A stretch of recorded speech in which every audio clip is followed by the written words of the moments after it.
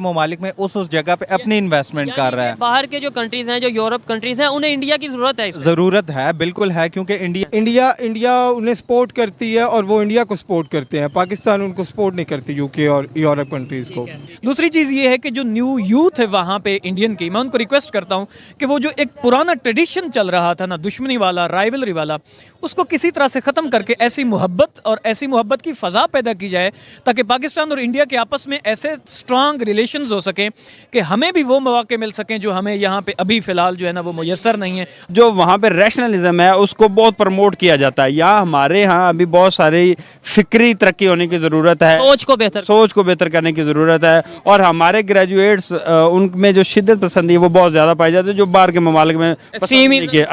UK के prime minister Rishi Sunak ने हर साल इंडियंस को 3000 वीजा देने का वादा किया है, इससे पाकिस्तानी लोगों को लग रही है मिर्ची। पाकिस्तानी लोगों की यूके ने कर दी है एंट्री बैन, क्योंकि ये चोरी डकैती में नंबर 1 होते हैं। आइए जानते हैं पाकिस्तानी लोगों के रिएक्शन। वीडियो को पूरा देखिए और इन लोगों के मजे लीजिए। वीडियो अच्छा लगे तो लाइक कीजिए, शेयर कीजिए, सब्सक्राइब कीजिए। यूके जाएंगे और अपना प्रोफेशनली काम करेंगे। इसी वाले से पाकिस्तान की पब्लिक से, पाकिस्तान के स्टूडेंट से बात करूंगा कि हमें क्या डिफरेंस। जो इंडियन डिप्लोमेटिक रिलेशंस हैं या इंडियन के पॉलिटिकल रिलेशंस हैं यूरोप के साथ, अमेरिका के साथ या साउथ अमेरिकन कंट्रीज़ के साथ, वो बहुत ज़्यादा स्ट्रॉन्ग हैं as compare to Pakistan.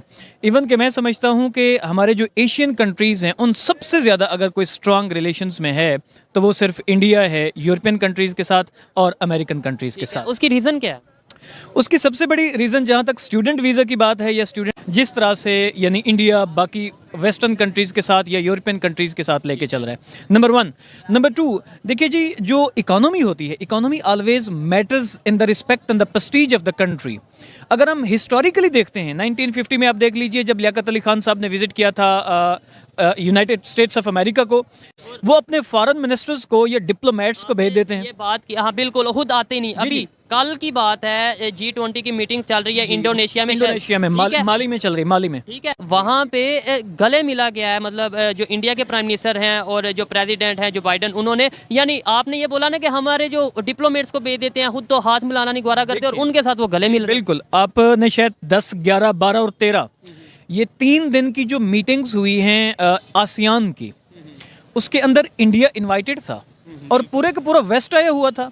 India का जो वाइस प्रेसिडेंट है, वो वाइस प्रेसिडेंट उनकी मीटिंग में शामिल था और पाकिस्तान का कोई डिप्लोमेट, पाकिस्तान का प्रेसिडेंट, पाकिस्तान का prime minister, even they didn't invite any Pakistani citizen to attend that certain meeting, कोई भी नहीं था।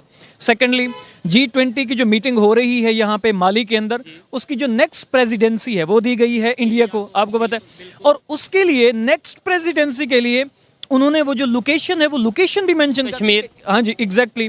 और उसका एजेंडा क्या होगा वो एजेंडा भी उन्होंने डिस्कस कर दिया है। एजेंडा और एजेंडा यही होगा कि हम जो है ना म्यांमार पे डिस्कस करेंगे, हम पीस पे डिस्कस करेंगे, हम कश्मीर को डिस्कस करेंगे, हम साइंस को डिस्कस करेंगे, technology development, in short development के काम। ऑफ कोर्स, जितनी भी हमारी इंफ्रास्ट्रक्चरल डेवलपमेंट है इंडिया की, या एजुकेशनल डेवलपमेंट है, या डिप्लोमेटिक लिंक्स है, हम उनको स्ट्रांग करने की कोशिश करेंगे। पाकिस्तान कहाँ खड़ा है? पाकिस्तान ने ना ही वो आसियान की मीटिंग अटेंड की है और ना ही इस समिट में जा सका है। और हम अगर मतलब मीटिंग्स अटेंड करते हैं तो वो आ जाके OIC की करते हैं, जो कि हमें बहुत पसंद है और हमारे काम किसी नहीं आते। अब अगर हम बात करते हैं OIC की, तो OIC जो है ना वो एक गल्फ कंट्रीज की एक ऑर्गेनाइजेशन है और स्पेसिफिकली उसमें चंद कंट्रीज शामिल हैं। अंडर डेवलपिंग कंट्री का मतलब ये हो, वो जो डेवलपिंग नेशंस हैं उनसे अभी इनका जो लेवल है वो नीचे है, इस वजह से वो पार्टिसिपेट नहीं कर सकते। हाँ, अगर इनके डिप्लोमेटिक टर्म्स इंटरनेशनल पावर्स के साथ अच्छे होते, देखें हमारी कोई ओरिएंटेशन ही नहीं है फॉरेन पॉलिसी की।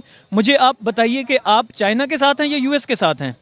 आप यूक्रेन के साथ हैं या रशिया के साथ हैं? इधर से कहते हैं मैं यूक्रेन के साथ हूं, उधर से आप रशिया की मीटिंग अटेंड कर रहे हैं, रशिया की दावत पे जा रहे हैं आप। इधर से कहते हैं मैं रशिया के साथ हूं, इधर से बयान देते हैं यूक्रेन के साथ मैं खड़ा हूं, मैं उसकी जो डेमोक्रेसी है उसको मैं सपोर्ट करता हूं, जो पीस है, पीस का जो प्रोसेस है उसको मैं सपोर्ट करता हूं। आपकी कोई क्लियर आइडियोलॉजी नहीं है रिलेटेड टू फॉरेन पॉलिसी, और जब तक वो नहीं होगी कोई भी डेवलप्ड नेशन आपको अपना यार बनाने के लिए तैयार नहीं होगी। ठीक है, इंडिया की बात करें, उनकी पॉलिसीज बेहतर हैं, उनकी अगर बात करें, कुछ लोग ये कहते हैं बड़ा आप एजुकेटेड हैं और काफी अच्छा लग रहा है आपसे बात। अब मुझे बताइए, जब चाइना का कहा जाता है अलायंस है हमारा, मैं एक बात मुकम्मल कर लूँ उसके बाद हम आते हैं। जब 1950 में हम लोग आए हैं, साथ ना ही ट्रेड करने के लिए तैयार है, ना ही डायरेक्ट इन्वेस्टमेंट करने के लिए तैयार है और ना ही कोई ऐसा प्रोजेक्ट तैयार करने पाकिस्तान में लॉन्च करने के लिए तैयार है जो पाकिस्तान के लिए भी और दूसरे कंट्रीज के लिए भी बेनिफिशियल हो। ठीक है, इवन जो प्रोजेक्ट्स यहाँ पे कर रहे थे फॉरेन कंट्रीज वो जा रहे हैं वापस। डेफिनेटली इसी तरह से हो रहा है। वही क्वेश्चन पूछा था कि इंडिया की क्या ऐसी पॉलिसी है आपके मुताबिक जो आपने सर्च किया हो, आपके नॉलेज के मुताबिक? पाकिस्तान का वीक डेमोक्रेटिक पॉलिटिकल सेटअप है यहाँ पे।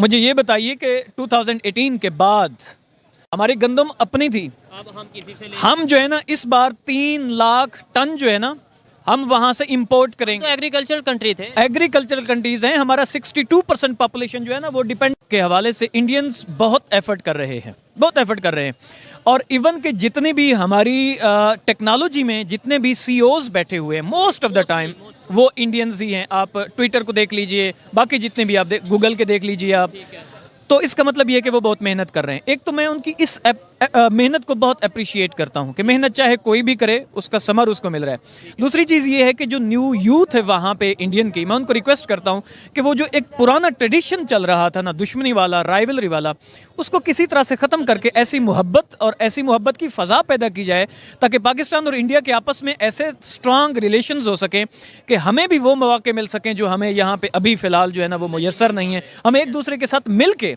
एक ऐसा बाग और एक ऐसा बागीचा तामीर करें जिसकी खुशबू हम दोनों सूंघ सकें। कहीं ऐसा ना हो कि देखिए नुकसान जब पाकिस्तान को होगा नुकसान इंडिया को भी साथ ही होगा। हम साए हैं। वो एक अलग मैटर है, ज्यादा किसको कम किसको नुकसान तो दोनों को। अब अफगान